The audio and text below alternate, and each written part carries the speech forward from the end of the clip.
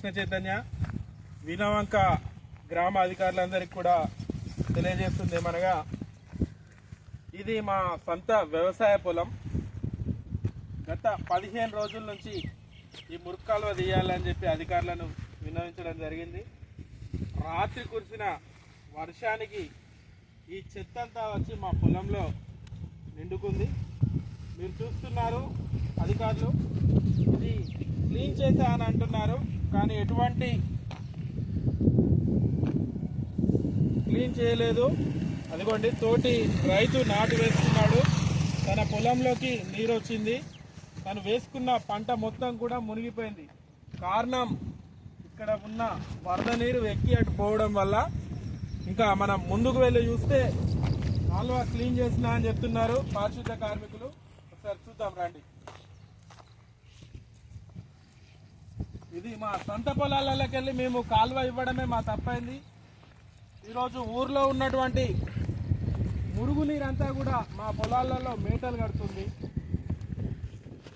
మీరు ముందు చూస్తే 3 ఎకరాల వ్యవసాయ పొలము నీట మునిగింది. చూడండి అధికారులు,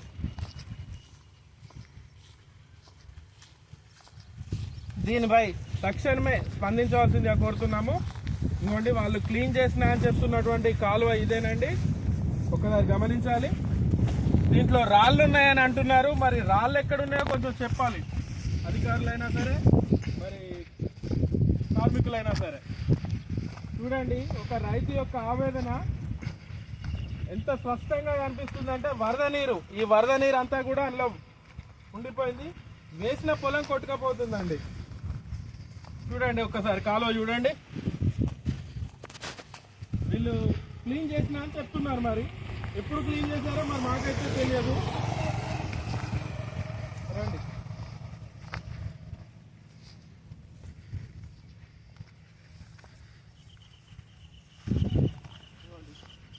క్లీన్ చేసినా అని చెప్తున్న ప్రదేశం ఇదేనండి.